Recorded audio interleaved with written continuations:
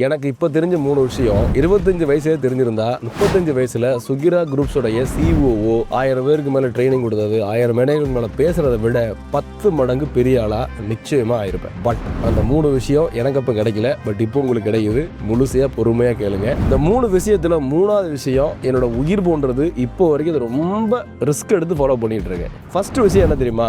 நீங்க நினைக்கிற மாதிரி ஃபோக்கஸ்டா இருங்க, கவனமா இருங்க அப்பெல்லாம் சொல்ல போறது இல்லை. இக்னோர் பண்ணுங்க, கடந்து வாங்க அப்படிங்கிற மிகப்பெரிய ஒரு விஷயம். ஏன்னா இந்த வயசுல நம்ம காதல் வரும், ஏமாற்றம் வரும், நட்புல துரோகம் வரும். யார் நம்மளை பத்தி பேச மாட்டாங்கன்னு நினைச்சிருப்போமோ அவங்களே நமக்கு முதுகு பின்னாடி குத்துவாங்க, அசிங்கப்படுத்துவாங்க.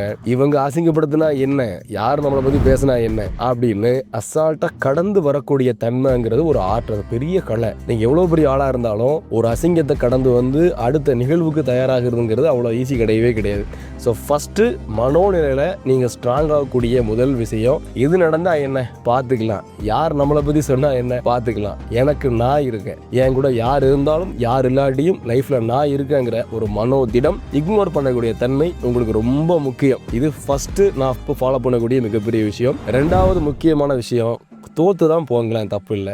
கண்டிப்பாக சொல்கிறேன், தோத்து தான் போங்களேன் தப்பு இல்லை. இப்போ என்னென்னா, நான் தோக்கவே கூடாது அப்படிங்கிறதுக்காக எந்த விதமான முயற்சியுமே எடுக்காமல் இதை பண்ணால் தோற்றுருவோமோ அதை பண்ணால் தோற்றுருவோமோ அப்படின்னு பொறுமையாக இருந்து தன்னுடைய ஆற்றலையும் வயசையும் இளமையும் இழந்து போகிறதுக்கு தோத்து தான் போவோமே. நல்லா புரிஞ்சுக்கங்க, என்னுடைய 1000 தோல்விகள் தான் எனக்கு கிடைச்ச மிகப்பெரிய அறிவு புதையல்கள்.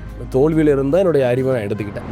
அப்போ தோல்விங்கிறது அது ஒரு சாதாரண நிகழ்வு. அதில் அவமானங்களோ கேவலங்களோ கிடைச்சாலும் அதுக்கு பின்னாடி உங்களுக்கு தேவையான அறிவையும் ஆற்றலையும் கடவுளோ இயற்கையோ கண்டிப்பாக வச்சுருக்கும்.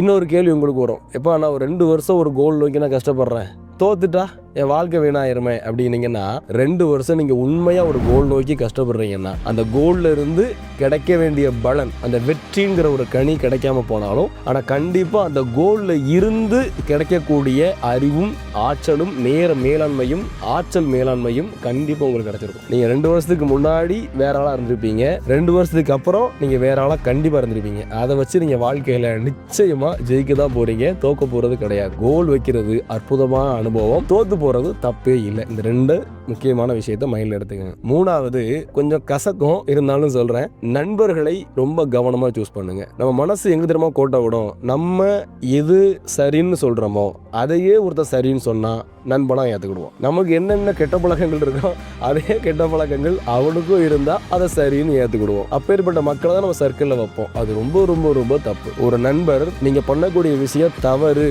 அப்படின்னு தெரிஞ்சதுன்னா மூஞ்சுக்கு நேரா உங்கள் கருத்துக்கு மாறுபடணும். ஒரு நண்பர் நல்ல விஷயங்களை உங்கள்கிட்ட கொஞ்சமாவது பேசணும். எப்போ பார்த்தாலும் கண்டதையும் கழுதையும் சினிமாவும் கிரிக்கெட்டும் பேசிட்டு இருந்தீங்க அப்படின்னா வாழ்க்கையை பற்றி உங்களுக்கு பேசுறதுக்கு நேரம் இருக்காது, பொருளாதாரத்தை பற்றி பேசுறதுக்கு நேரம் இருக்காது, பிஸ்னஸ் பண்ணலாங்கிற ஒரு ஐடியாவே வராது, லைஃப்பில் எப்படி ஜெயிக்கலாங்கிற எண்ணமே உங்களுக்கு தோன்றாது. இதே மாதிரி விஷயங்கள் உங்கள் மனசுக்குள்ள ஆழமாக வரணும்னா உங்களை சுற்றி இருக்கக்கூடிய விஷயங்கள் ரொம்ப ஸ்ட்ராங்காக இருக்கணும். உங்களை சுற்றி இப்போ யார் ரொம்ப ஸ்ட்ராங்காக இருப்பான்னா உங்களுடைய ஃப்ரெண்ட்ஸ் தான் இருப்பாங்க. அவங்க ஃப்ரெண்ட்ஸ் கொஞ்சம் தெளிவாக ஸ்ட்ராங்காக மனோநிலையில் ஜெயிக்கணும் லைஃப்ல அப்படிங்கிற மாதிரியான மக்களை வச்சிருந்தீங்க அப்படின்னா நீங்களும் ஜெயிக்கிறது ரொம்ப ரொம்ப ஈஸி. உங்கள் ஆற்றலும் நேரமும் சரியான பாதையில பயணிக்கும். இல்ல எப்போ பார்த்தாலும் விளையாட்டை பத்தி எப்போ பார்த்தாலும் சினிமா பத்தி ஒரு நபர் பேசிட்டு இருக்காருன்னா நம்ம வாழ்க்கையும் விளையாட்டா போயிடும். இந்த 3 விஷயத்தை மனசுல வச்சுட்டு கொஞ்சம் ஒரு மாற்றத்தை பண்ணி பாருங்க, நிச்சயமா பெரும் மாற்றத்தை நீங்க அடைவீங்கன்னு மாற்றுக்கிறதே கிடையாது. இந்த சேனல்ல இதே மாதிரி வீடியோ ஏகப்பட்டது வரப்போகுது. சப்ஸ்கிரைப் பண்ணுங்க,